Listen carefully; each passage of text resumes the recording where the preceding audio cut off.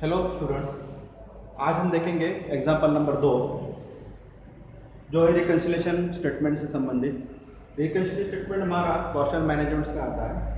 तो इसके अंदर जो हमारे कॉस्ट शीट और फाइनेंशियल अकाउंट जो रहता है, जैसे कि ट्रेडिंग एंड पीएल अकाउंट जो होता है, उससे रिलेटेड जो कुछ भी एक्सपेंसेस एंड इनकम्स होते हैं उसके अंदर जो डिफरेंस गिरा जाता है। कुछ एक्सपेंसेस कॉस्ट शीट में होते हैं, कुछ नहीं होते हैं, कुछ फाइनेंशियल स्टेटमेंट में होते हैं और कॉस्ट शीट में नहीं होते। कुछ इनकम्स फाइनेंशियल स्टेटमेंट में होती है, कॉस्ट शीट में नहीं होते। तो इसको हमको रिकन्सिलेट करने का है, क्योंकि दोनों में हमको प्रॉफिट क्या होता है, अलग अलग दिखता है। तो इसको ये दोनों प्रॉफिट जो है वो क्यों अलग अलग आया, ये ढूंढने के लिए हमको रिकन्सिलेशन स्टेटमेंट करना पड़ता है। सो हम आज एक एग्जांपल देखेंगे रिकन्सिलेशन स्टेटमेंट का। So from the following information prepare the reconciliation statement, जिसके अंदर है particular rupees profit as per cost book 59,500 rupees, overhead or recovered in the cost book rupees 4,350 rupees। यहाँ पर जो है कॉस्ट बुक में जो है वो जो ओवरहेड या फिर जो एक्सपेंसेस है वो ज़्यादा दिखाए गए हैं, ऐसा इस स्टेटमेंट का कहना है। सो ओवरहेड और recovered in the cost book rupees 4,350 rupees, loss not showed in the books 5,850। कुछ नॉर्मल या फिर एबनॉर्मल लॉस हुआ होगा तो वो लॉस जो है वो कॉस्ट शीट में होगा, कॉस्ट शीट में नहीं है, वो फाइनेंशियल स्टेटमेंट में है। तो यहाँ पर उन्होंने बताया कि loss not shown in the cost book 5,850 rupees, transfer fee not charge in the cost book rupees 300 rupees. ठीक है, तो ये जो ट्रांसफर फीस रहती है, जो कंपनीज रहती है, वो क्या करती है कि हमारे कुछ शेयर्स जो रहते हैं वो दूसरे शेयर होल्डर्स के नाम पर ट्रांसफर करते हैं। ऐसे वक्त में जो कुछ फीस कंपनी चार्ज करती है उसको कहा जाता है transfer fee.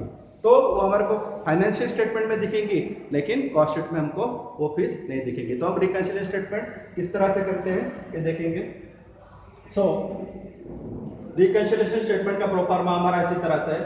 Profit as per cost sheet वो है हमारा 59,500 rupees. Profit as per cost sheet 59,500। So हमारा पहला स्टेटमेंट है ऐड के लिए over charge expenses and under charge income in cost sheet. ठीक है, कि ज्यादा जो चार्ज हुए हैं हमारे कॉस्ट शीट में वो हम ऐड में लेंगे, और अंडर चार्ज इनकम यानी कुछ इनकम जो है वो दिखाई नहीं गई होंगी वो भी हम क्या करेंगे, ऐड में लेंगे। और दूसरा स्टेटमेंट है हमारा लेस का, तो over charge income and under charge expenses in cost sheet. ठीक है, सो ओवर चार्ज इनकम, कुछ जो इनकम है वो कॉस्ट शीट में ज्यादा दिखाई गई है, लेकिन और जो एक्सपेंसेस है वो कॉस्ट शीट में कम दिखाए गए हैं, तो वो हम कहाँ लेंगे, लेस में लेंगे। सो हम देखेंगे किस तरह से प्रिपेयर करना है। सो हमारा पहला स्टेटमेंट है profit as per cost book 59,500। So हमने वो लिया है 59,500। ठीक है, देन पहला स्टेटमेंट है हमारा ओवरहेड और recovered in the cost book 4,350 rupees.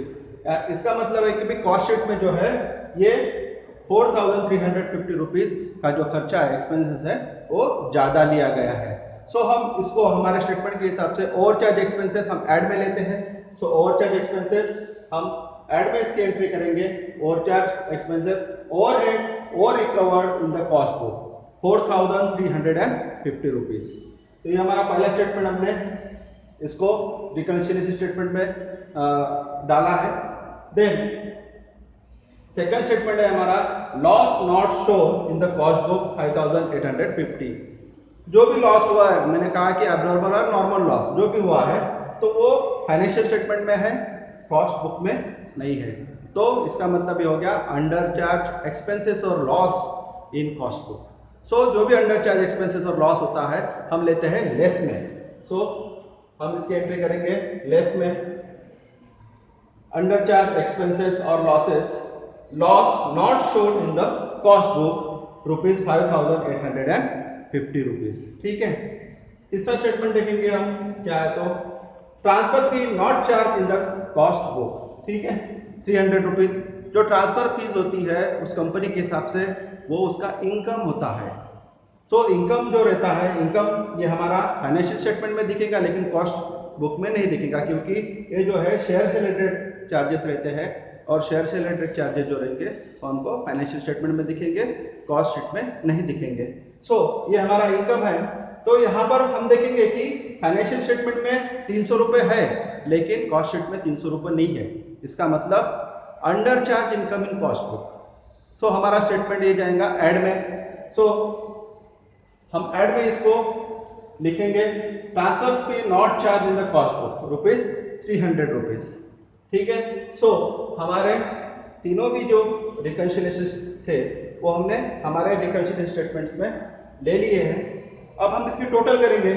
तो हमारे ऐड की टोटल है 4350 और 300, तो आएंगी 4650 रुपीज। फिर अब जो हमारा प्रॉफिट है और हमारा ऐड के जो टोटल है उसकी हम टोटल करेंगे तो वो आएंगे हमारे 64,150 रुपीज। ठीक है। फिर हम लेस देखेंगे, तो लेस में हमारा एक ही पद था जिसको हम लेंगे, तो 64,150 रुपीज में से 5,850 माइनस करेंगे तो हमको जो बैलेंस बचेगा वो है 58,300 रुपीज, जिसको हम कहेंगे profit as per financial statement. यानी जो भी हमारा trading and profit and loss account रहेगा उसको हम फाइनेंशियल स्टेटमेंट कहते हैं। तो ये हमारा प्रॉफिट रहेगा, profit as per financial statement 58,300 rupees.